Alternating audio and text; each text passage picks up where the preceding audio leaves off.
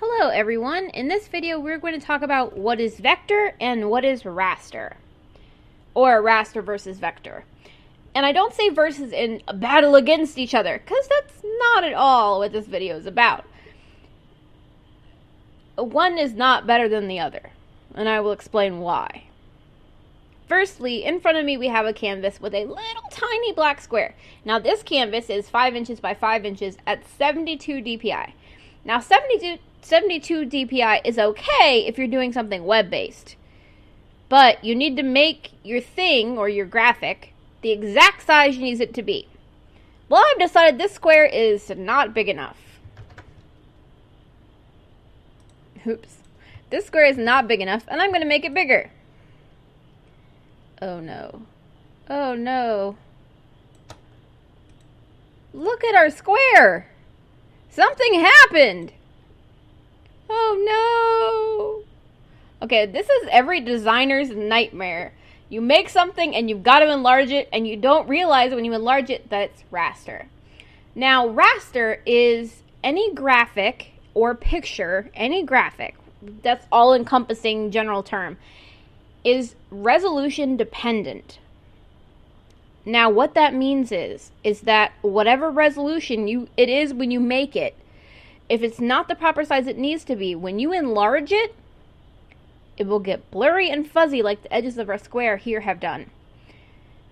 Now, raster is automatic for some things, like anything made in Photoshop, or any photograph you take with your DSLR, your cell phone.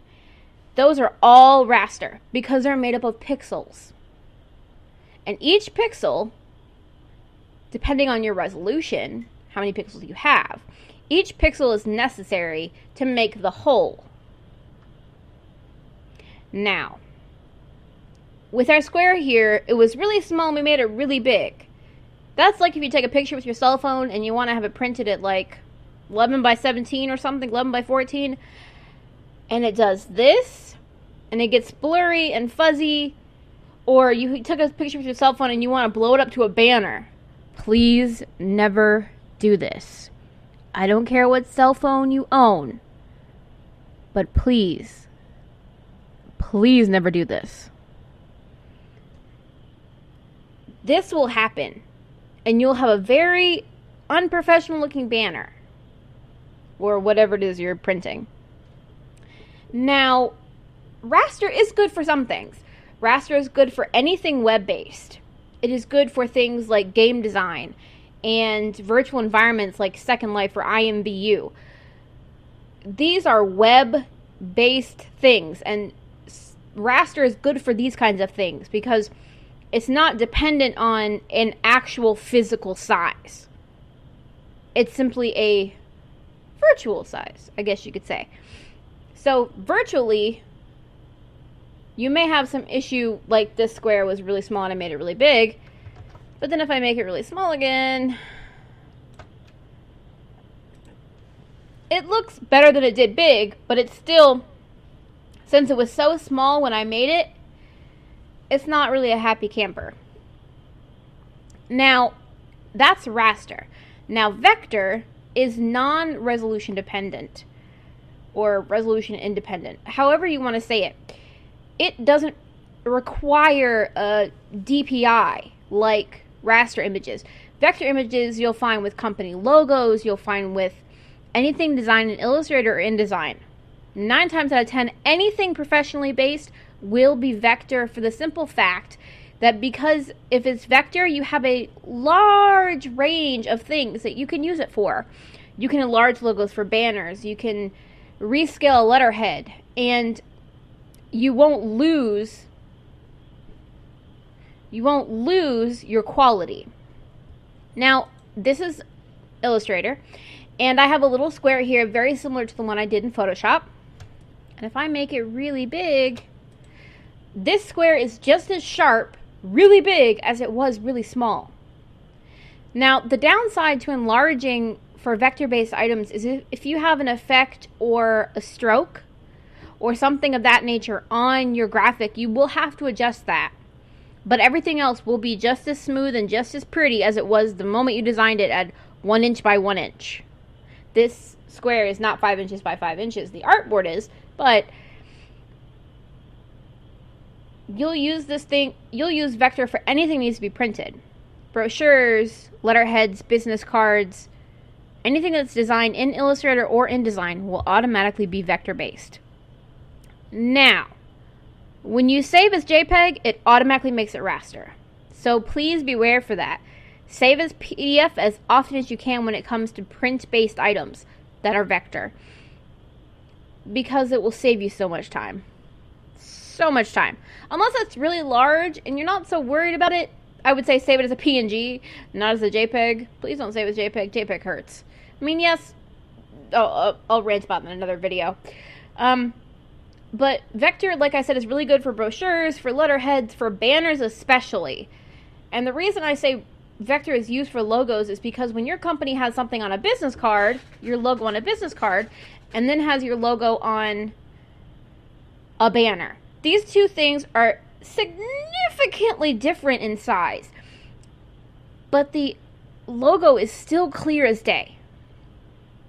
Now, this is a vector-based item, so it'll obviously be clear. But if you were to make your logo in Photoshop and it's only 4 inches by 4 inches, and you're like, oh, that's fine, and then you go to enlarge it on a banner, you're going to hit a couple road snags, for sure.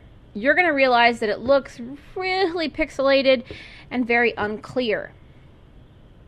Now, photos will be raster, and just because they're raster doesn't mean they're bad. They have to have the right resolution, which you can likely edit after you've taken them, unless you do camera raw, and that's a whole nother bag of worms. But just because something is raster doesn't mean it's bad. It is great for anything web-based, things for your website, online ads, Etsy stuff. That's all fine for raster. You likely won't have to print that. But if you're doing something for your company, say you're making flyers to hand out to promote your business, that should be vector, unless you design it at the exact size it needs to be. Like I mentioned earlier, there is not one different than the other. Absolutely no. Because they both have their uses. They both have their places where they belong. And just because this square is better small means, okay, we use the square better as it's small. But don't make it any bigger. If you want something big, make it the size you want it and then decrease it from there. Oh no, I don't want that. I want this. And then decrease it from there. Because you don't want to have the same issue like you had before with making these smaller ones larger. And the opposite well, not the opposite, but a little different when it goes for enlarging in here. You can have something really, really big and make it really, really small. Or you can have something really, really small and make it really, really big, and it doesn't change it. So it just depends on what you're doing. But vector-based is anything that will be printed, is created in InDesign or Adobe Illustrator, and it is just as clear when it's itty bitty tiny small as it is when it's really, really, really, really big. Raster is resolution dependent. It is, you want it to be that size, you make it that size. Otherwise you'll have blurry and pixel issues. Now, when it comes to raster images and their resolution to print, you can print raster images. I may have mentioned this before. You can print raster images. Just because your image is raster doesn't mean it's unprintable. I would say if you're going to make something to be printed, you need to make sure that your image resolution, which can be found image size, resolution,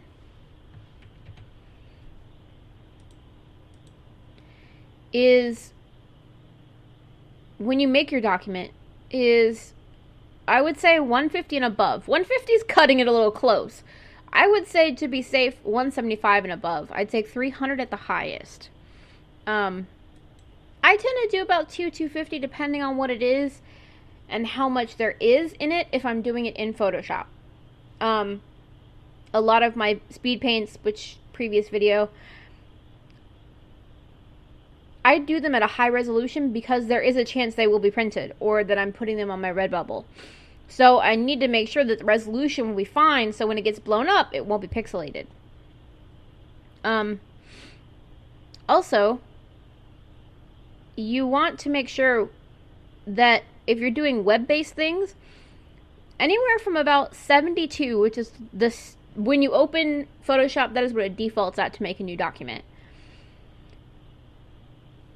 Anywhere between 72 and about, I'd say about 95, 97 is web-based. So if you're going to make something for your Etsy new banner, or you're going to make something for your store envy, or you're going to make something for YouTube, I would say collectively stay in that range. If you know there's a chance it's not going to be printed. So essentially that is a cut and dry, quick version of what vector and raster are, and the best way I can explain it. Again, many people explain it many different ways, and you may know exactly what it is but not know the term for it. Hopefully this video was helpful to you and helping you recognize the things to look out for and the things to do. I wish you the best of luck in your designs and happy designing.